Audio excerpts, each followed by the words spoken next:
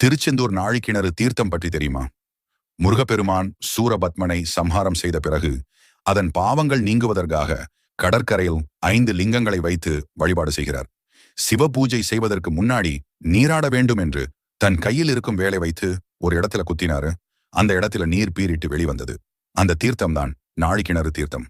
திருச்செந்தூர் சுப்பிரமணிய சுவாமி கோவிலில் மொத்தம் 24 தீர்த்த கட்டங்கள் இருக்கு.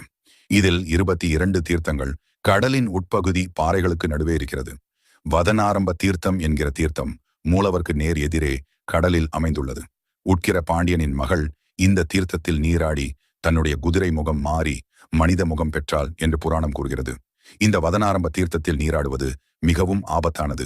கடலுக்கு அருகில் இருக்கும் இந்த நாழிக்கிணறு தீர்த்தம் உப்பு கரிக்காமல் நன்னீரில் இருப்பது அதிசயம்தான்.